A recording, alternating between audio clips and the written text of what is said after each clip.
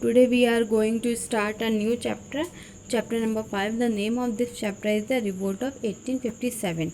In this chapter we discuss about the background of this revolt, introduction, important places and leaders, causes of the revolt, causes of the failure with conclusion. ठीक है, आज हम आप लोगों का एक new chapter start कर रहे हैं, चैप्टर नंबर 5, जिसका नेम है रिवोल्ट ऑफ 1857।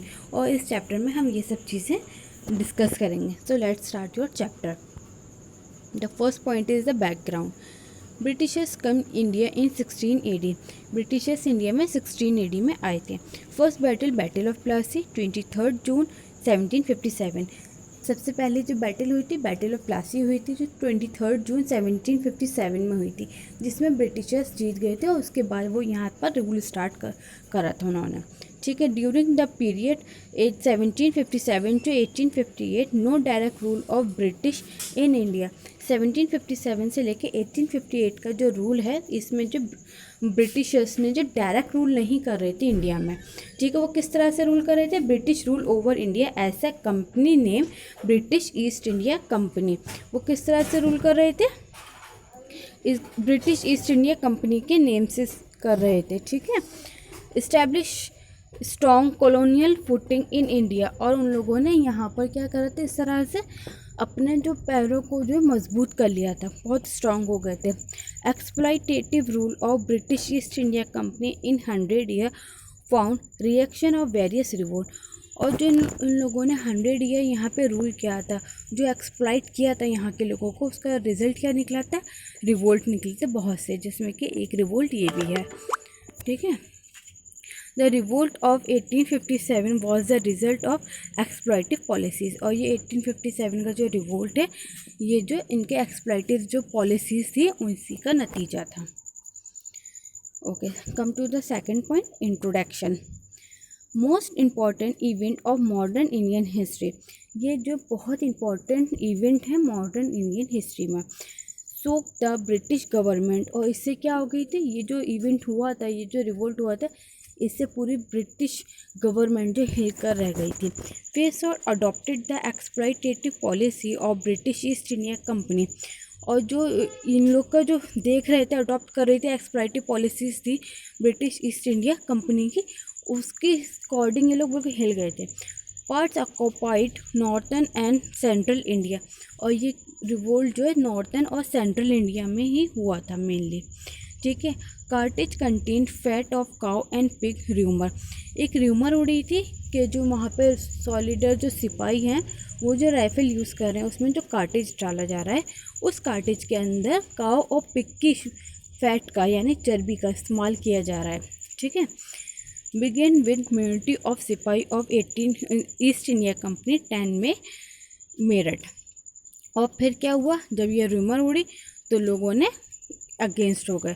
म्यूनिटी ऑफ सिपाही, म्यूनिटी कहते हैं बेटा वो सिपाही जो कि अपने गवर्नमेंट के अगेंस्ट हो जाएं। ठीक है, तो ये लोग क्या हो गए, अगेंस्ट हो गए कि नहीं, हम तो इसको यूज़ ही नहीं करेंगे। ठीक है, हिंदू और मुस्लिम दोनों ही थे इसमें शामिल। तो ये रिवोल्ट स्टार्ट हुआ 10 मई को मेरठ से। ठीक है, Reliance prison salted the officers, राइज्ड flag and kill Simon freshers, political agent of Delhi. और इसमें क्या हुआ, उन लोगों ने जो वहाँ पे कैदी थे, उन लोगों को प्रिजन्स को रिहा कर दिए और स्लॉटर्ड कर दिए। किसको? ऑफिसर्स को, यानी कि जो वहाँ के ऑफिसर्स थे उन लोगों को मारा था। और जो है फ्लैग राइज करा इन लोगों ने कि अब हम इन लोगों के ख़िलाफ़ जो है क्या करेंगे, रिवोल्ट करेंगे। ओके, ये रिवोल्ट कब हुआ? 11 में proclaimed Bahadur Shah Zafar as a leader. और इसको ये जो रिवोल्ट हुआ, इसको किसने लीड किया? इसके जो लीडर थे वो बहादुर शाह जफ़र थे। बहादुर शाह जफ़र इस वक्त यहाँ के एम्परर थे, एज ए एम्परर थे, लेकिन उनकी कोई हाथ में ज़्यादा पावर्स अभी थी नहीं। Okay, come to the third point, some important centres and leader. अब ये जो रिवोल्ट हुआ था, इसके जो इम्पोर्टेंट लीडर और सेंटर्स हैं, अब हम उन्हें डिस्कस करेंगे। सबसे पहले है हमारा भरतपुर। भरतपुर में कौन था, वहाँ से कौन लीड कर रहा था, मंगल पांडे। झांसी से कौन लड़ रहा था, रानी लक्ष्मीबाई। लखनऊ में कौन था, बेगम हजरत महल। कानपुर में नाना साहिब। बरेली में खान बहादुर खान। बिहार में कुंवर सिंह। एंड लास्ट दिल्ली से कौन था, बहादुर शाह जफर। ओके, तो ये थे हमारे इंपॉर्टेंट सेंटर्स और लीडर्स जो 1857 के रिवोल्ट में बहुत इंपॉर्टेंट है, याद रखिएगा। ओके, इसकी फर्स्ट अब पढ़ेंगे हम कॉजेस। ये रिवोल्ट जो हुआ इसकी क्या क्या कॉजेस थी। ओके, फर्स्ट कॉज है हमारा military cause, use of cartridge. सबसे पहली कॉज तो यही थी कि कार्टेज का यूज़ होना। मैं अभी जो आपको बताया था, जो राइफल में कार्टेज डल रहा था यानी गोली डल रही थी, उसके अंदर किसका यूज़ हो रहा था, पिग का और काऊ की फैट का यूज़ हो रहा था, जो हिंदू मुस्लिम ने मना किया था। अच्छा, उस राइफल में जो कार्टेज डाला जाता था ना, उसको पहले उसको दांतों से काटना पड़ता था, उसके बाद वो राइफल में डाले जाता था। तो हिंदू और मुस्लिम्स ने दोनों ने इस बात से डिनाई कर दिया कि नहीं, हम तो यूज़ करेंगे ही नहीं इस चीज़ को। ठीक है, और क्या हुआ फिर, ये एकदम रिवोल्ट राइज हो गया था। ओवरसीज डेवलपमेंट सेकंड था इसका, discrimination among Indian and British army. और इसका थर्ड जो आपका पॉइंट है इसमें, ये बहुत इंपॉर्टेंट है कि डिस्क्रिमिनेशन था इंडियन और ब्रिटिश आर्मी में, यानी कि ब्रिटिश लोग जो है वो जो अपनी आर्मी, जो ब्रिटिश आर्मी थी यहाँ इंडिया में, उसको तो अलग से ट्रीटमेंट देते थे और इंडियंस को अलग ट्रीट करते थे, यानी इंडियंस के साथ ज़्यादा अच्छा सलूक नहीं हो रहा था। अब सेकंड कॉज है इसका पॉलिटिकल कॉज। पॉलिटिकल कॉज में doctrine of lapse. Doctrine of lapse क्या था, मैं आपको पहले ही पढ़ा चुकी हूँ। He said if king die without natural heir then the kingdom would be annex by the Britishers.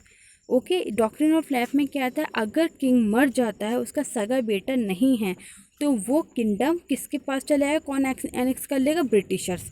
ठीक है, इस पॉलिसी के according. For example, Nana Sahib adopted son of Bajirao. Bajirao के जो अडॉप्टेड सन थे नाना साहिब, तो उनका क्या था, वो तो अडॉप्टेड थे, तो इनको कंसिडर्ड नहीं किया था और उनका किंगडम किसने एनेक्स कर लिया था, ब्रिटिशर्स ने। ऐसे ही दूसरा एग्जाम्पल है हमारे पास Rani Lakshmibai, not allowed to adopted son. Rani Lakshmibai के पास बेटा नहीं था और उन्होंने चाहा कि मैं किसी के बेटे को अडॉप्ट कर लूँ, बेटा अडॉप्ट कर लूँ, तो क्या है, उनको परमिशन नहीं मिली इस बात की। ठीक है, reservation of high profile jobs for Englishman. और यहाँ पर हाई प्रोफाइल जॉब्स जो थी वो इंग्लिशमैन के लिए पहले से ही रिजर्व थी, वहाँ पे इंडियंस को जॉब नहीं मिलती थी। Okay, third cause economical causes. Economical cause था इसका। ठीक है, drain of wealth. Drain of wealth यानी जो यहाँ पर, जब यहाँ पर जो है ये लोग ट्रेड करने आए थे, कॉलोनीज बन रही थी, तो यहाँ पे लोगों ने पीसेंट्स फार्मर को किस बात से फोर्सफुली कर रहे थे कि आप लोग कॉमर्शियल ग्रो करिए, कॉमर्शियल क्रॉप्स को ग्रो करिए। ठीक है, जिसमें हमारा इंडिको था, जूट था, कॉटन था। ठीक है, तो ये सब चीज़ों को वो लोग फोर्सफुली ग्रो करवाते थे और उसको क्या करते, एक्सपोर्ट करते थे ज़्यादा पैसों में, अपने इंग्लैंड या दूसरी जगहों पर बेचा करते, जिससे इनको बहुत ज़्यादा फ़ायदा होता था। तो पैसा तो यहाँ का खर्च होता था और ज़रा दूसरी, मतलब ये अपनी कंट्री भेजते थे, तो इसे कहते हैं ड्रेन ऑफ वेल्थ। ठीक है, high taxation on the peasants के ऊपर बहुत ज़्यादा हाई टैक्सेशंस लगे हुए थे, टैक्सेस। लैक्स ऑफ एम्प्लॉयमेंट, और यहाँ पे क्या था, एम्प्लॉयमेंट नहीं थी। ज़मींदारी राइट टेकिंग, और ज़मींदारी राइट भी टेकिंग कर लिया था इन्होंने। ठीक है, फोर्थ कॉज है इनका सोशल कॉज। सम रिफॉर्मर लाइक सती अबॉलिश। कुछ रिफॉर्मर ने क्या करा था, यहाँ पे सती सिस्टम जो था उसको अबॉलिश किया था। सती सिस्टम बेटा वो होता है जिसमें हस्बैंड जब किस डेथ हो जाती है तो उसका जो फ्यूनरल कोई बड़ी जलाया जाता है, यानी कि नॉन मुस्लिम्स के जब किसी की डेथ होती है तो उसकी बॉडी को जलाया जाता है।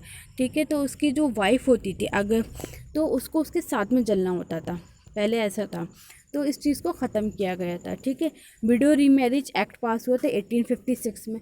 विडो कहते हैं बेटा उसको, बेवा को। ठीक है, तो अब यहाँ पे जो है 1856 में एक एक्ट पास किया गया जिसमें ये बात तय की गई कि अब यहाँ पे बेवा शादी कर सकती हैं। चाइल्ड मैरिज, ठीक है, अब यहाँ पे चाइल्ड मैरिज भी ख़त्म कर दी गई थी। ठीक है, रिलीजियस कॉजेज़, आपका फिफ्थ कॉज है religious causes. Hindu and Muslim force to into Christianity. Hindu और मुस्लिम्स को फोर्स किया जाता है कि वो क्रिश्चियनिटी में कन्वर्ट हो जाए। ओके, तो ये था अभी आपके कॉजेज़ ऑफ रिवोल्ट ऑफ 1857। अब ये कॉजेज़ ऑफ फेलियर। अब ये रिवोल्ट इतने उससे पावरफुली से एकदम स्टार्ट हुआ है, एकदम फैल गया आग की तरह सब में, नॉर्दर्न उसमें इंडिया में, लेकिन फेल कैसे हुआ? इसके कॉजेज़ हैं not all Indian revolt eastern, western and southern. ये सिर्फ क्या था, नॉर्दर्न एरिया और सेंट्रल एरिया में हो रहा था रिवोल्ट, ना कि ईस्ट, वेस्ट और साउथ में था।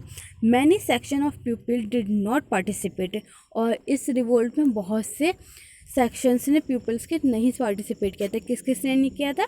बिग ज़मींदार ने नहीं किया, मनी लेंडर्स ने नहीं किया, इंडियन रूलर्स ने नहीं करा, और एजुकेटेड पीपल्स ने भी नहीं किया था इसमें participate.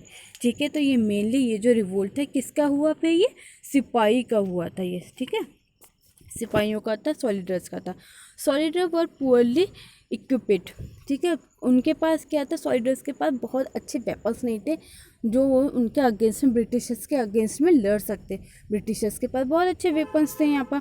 Lakhs of proper planning, और क्या थे? इनकी एक प्रॉपर प्लानिंग नहीं थी। ठीक है, इनकी प्लानिंग कुछ भी नहीं थी, और ब्रिटिशर्स बहुत प्लान से हर चीज़ कर रहे थे। नो इफेक्टिव लीडर, और उनके पास कोई भी एक इफेक्टिव लीडर भी नहीं था जो इसको लीड कर सके इस रिवोल्ट को। जैसे कि हर जगह जो लीडर्स थे वो अपने ही एरिया पे लड़ रहे थे, जैसे रानी लक्ष्मीबाई लड़ रही थी, बहादुर शाह जफर लड़ रहे थे, कुंवर सिंह लड़ रहे थे बिहार से। तो ये सब लोग अपने एरिया से लड़ रहे थे, ना कि एक पूरा सेंट्रल उसको लेके कोई एक चलता। ठीक है, इम्पैक्ट और कंक्लूजन। अब इसका असर क्या पड़ा, उसका कंक्लूजन क्या निकला इस रिवोल्ट का, ये पढ़ते हैं।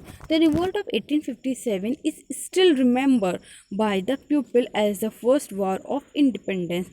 1857 का जो ये रिवोल्ट है, आज भी हम किस उससे याद करते हैं? उसको याद किया जाता है फर्स्ट वॉर ऑफ इंडिपेंडेंस। इसे हिस्ट्री में हमें जब भी याद किया जाता है तो ये फर्स्ट वॉर ऑफ इंडिपेंडेंस थी, यानी कि आज़ादी लेने के लिए पहली लड़ाई। The rebellions saw the end of British East India Company rule in India in 1858। और इस ब्रिटिश ईस्ट इंडिया कंपनी का जो रूल जो ख़त्म हुआ था यहाँ 1858 में, British passes government of India act, the company was formally dissolved the and the ruling power over India were transfer to British crown.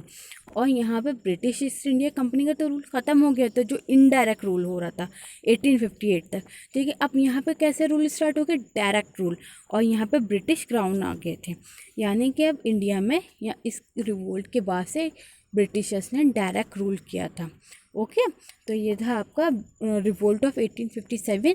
अभी हम आगे पढ़ेंगे कि इसके लीडर्स ने किस तरह से रिवोल्ट को लीड किया था और क्या क्या उन लोगों के वर्क थे इस रिवोल्ट में। ओके।